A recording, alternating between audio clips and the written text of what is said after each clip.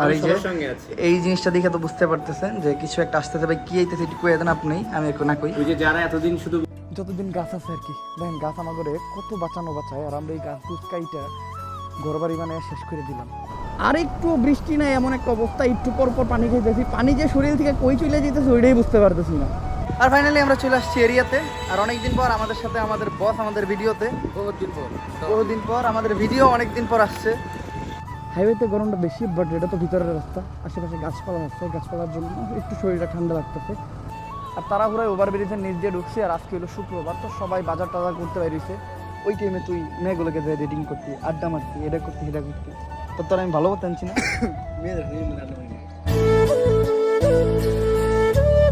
আসসালামু আলাইকুম guys, welcome back to the new episode of my daily blog. আজকে সবাই ভালো আছেন, আলহামদুলিল্লাহ আমিও ভালো আছি। ঈদের পরে আই থিঙ্ক এটাই আমার প্রথম ব্লগ। আই থিঙ্ক সবার ঈদ অনেক ভালো কাটছে। আর আজকে আমি ব্লগটা স্টার্ট করতেছিল উত্তরা থেকে, আর উত্তরা থেকে ব্লগ স্টার্ট করার একটাই কারণ আমি দেখাই করছি জাস্ট আ মিনিট, আপনারা একজনটা দেখলেই কারণটা বুঝতে পারবেন। সেটা হলো এই যে ব্যক্তিরা, তানভীর ভাই, কম বেশি সবাই চেনেন, কারণ বাংলাদেশের মোস্ট অফ দ্য কন্টেন্ট ক্রিয়েটারের সাথে এই বান্দারা দেখা যায়। কন্টেন্ট ক্রিয়েটারের সাথে আমাদের দেখা হোক বা না হোক, এই বান্দার দেখা হবেই। আর এই যে এই জিনিসটা দেখে তো বুঝতে পারতেছেন যে কিছু একটা আসতে যাবে, কি আইতেছে একটু কয়ে দেন আপনি, আমি একটু না কই। ওই যে যারা এতদিন শুধু বলতেন যে ওমর স্পেশাল একটা চাই, একটা ইন্টারভিউ চাই, আবার চাই, তাদের জন্য একটা ওমর স্পেশাল। আচ্ছা, অনেকে হয়তো কমেন্ট করছে সময় টিভিতে যায় যে আমার নাকি ইন্টারভিউ চাই। তো অনেক দিন ধরেই আমরা প্ল্যানিং করতেছিলাম একটা ইন্টারভিউ দেওয়ার, বাট রোজা দেন ঈদ গেল, ঠিকঠাক কোনো সময়সূচি হয়ে ওঠে নাই। ফাইনালি আমাদের ইন্টারভিউ আসতেছে, আর এই ইন্টারভিউ তাড়াতাড়ি পাইতে গেলে কি করতে হবে? কমেন্টস করতে হবে। আগেরবার আমার ইন্টারভিউ নেওয়ার পর জাস্ট ওনারা ইন্টারভিউটা পাবলিশ করতে দেরি করছিল দেখা আপনারা কমেন্ট করে ভরে ফেলছিলেন সময় টিভির পেজে, সময় টিভির ইউটিউব চ্যানেলে। তো এইবার সেম কাজ করতে হইব, কমেন্ট করে একদম ফাটাই দিতে হইব, দেখুন জাস্ট আপনাদের কতটুকু ক্ষমতা। কি কন ভাই? হ্যাঁ, যত বেশি ঝড় তুলবেন তত তাড়াতাড়ি ইন্টারভিউ ছাড়া হবে। তো ঝড় দেখতে চাই, ইন্টারভিউ যদি আপনি তাড়াতাড়ি চান তো ঝড় উঠে গেলাম, ঠিক আছে? তো আমরা ইন্টারভিউটা শেষ করি, অলরেডি শেষ। এখন জাস্ট আমরা এখান থেকে বাইর হবো, দেন আমার বাইকটা বাই করবো, দেন আমি বাড়ির দিকে যাবো, চলেন। অ্যান্ড ফাইনালি এখন আমি আমার বাসায়, ঈদের পরে প্রথম আমি আমার বাসায় আসলাম। আসলে ঘুরতে ঘুরতে ঘুরতে ঘুরতে আমি আমার নিজের বাসাটারই ভুলে যাই।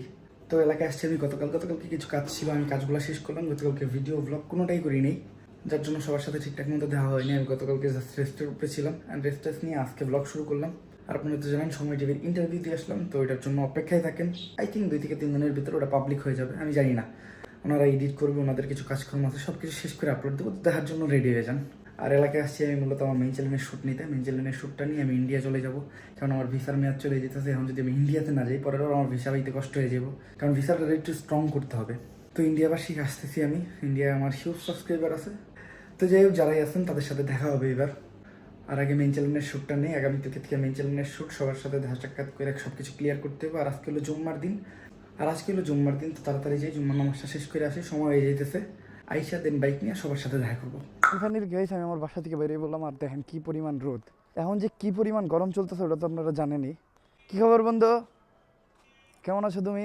তুমি এর কি জার্সি পড়ছো? লিভারপুল? তুই না রিয়াল মাদ্রিদের ফ্যান? লিভারপুল জার্সিটা ভালো লাগে, আমি ফ্যান না। তুই তো ভালো লাগলে অন্য জায়গায় যাবি গা, তুই তো দাদা 12 ভাতার মানুষকে 12 ভাতারি, তুই তো 12 ভাতার। এখন আবার আল হিলাল, ও সরি আল নাসের, আল হিলাল তো নেইমার। যাই হোক, সবই আমাগো। তো এই রোদের ভিতরে যেহেতু বাইরে হয়েছি, আমার বাইক তো আমার বাসায় রাখার জায়গা নাই, তো বাইকটা দেন কোন জায়গায় রেখে দিছি, এমন একটা জায়গায় রাখছি যে জায়গায় সারা জীবনই ছায়া থাকবো। বাইক হপাই তো বিল দিয়ে মেরে দিছিল, এই জায়গায় মোটামুটি সারা জীবনই ঠান্ডা থাকবো, যতদিন গাছ আছে আর কি। দেখেন গাছ আমাগরে কত বাঁচানো বাঁচায়, আর আমরা এই গাছ গুছকাইটা ঘরবাড়ি মানে শেষ করে দিলাম। তো এই জন্য সবার কাছে একটা কথা, গাছ লাগান, পরিবেশ বাঁচান, দয়া কইরা অপ্রয়োজনে গাছ কাটবেন না। সবচেয়ে মজার বিষয় হলো আমি আমার লাইফে কখনো কোনো গাছ কাটি নেই, কারণ আমি বাড়ি বুড়ি বানাই নেই। বাড়ি বুড়ি বানাইলে হয়তো 1-2টা গাছ কাটার প্রয়োজন পড়তে পারে, বাট আমাদের বাড়িতে এমনিতেও গাছ গুছ নাই ভাই। অনেক কষ্টে বাই করতে পারছি। আমি কামটা করছি কি দেখেন, আমি কথা কওয়ার তালে তালে আমি বাইকের তালা খুইলা আবার ডিস্কে তালা লাগাই দিছি, বাইক করতে যেয়ে ধরা খেয়ে গেছি। আর এখন যেমন আমি মূলত একটা দাওয়াত, ওই দাওয়াত থেকে ফোন দিতেছে, এই যে রওনা দিছি, 15 মিনিট লাগবো। বাংলাদেশে যে কি পরিমাণ দাবাদহ চলতেছে এটা শুধুমাত্র রাস্তায় যারা বাইরে হবো তারাই বুঝতে পারবো। ঘরে থেকে আসলে আপনি তাপের প্রভাবটা বুঝতে পারবেন না। হয়তো ঘরে আপনার গরম লাগতেছে, বাট আপনি যদি পড়তে চান তাহলে আপনার বাইরে বাইরে যাইব।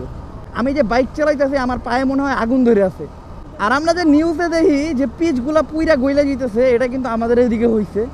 এমনকি আমি যে কালকে ঢাকার রাস্তা দিয়ে আসতেছিলাম, মোস্ট অফ দ্য জায়গায় পিচ একদম গইলা গইলা পানি হয়ে যেতেছে। আমি তো বাইক চালাইতেই ভয় পাইতেছিলাম, কারণ পিছলা খায় যদি একবার পড়ি ভাই, চামড়া টামড়া সহ রাস্তায় লেগে যাবো। আর একটু বৃষ্টি নাই, এমন একটা অবস্থা, একটু পর পর পানি খাইতেছি। পানি যে শরীর থেকে কই চলে যেতেছে ওইটাই বুঝতে পারতেছি না। পুরা বাংলাদেশ পুড়তেছে ভাই, পুড়তেছে পুরা। আল্লাহর কাছে জাস্ট এইটুকুই দোয়া, মহান আল্লাহ তাআলার কাছে জাস্ট এইটুকুই দোয়া, আমাদের এই দুর্যোগটা থেকে মুক্ত দিক। এটাও কিন্তু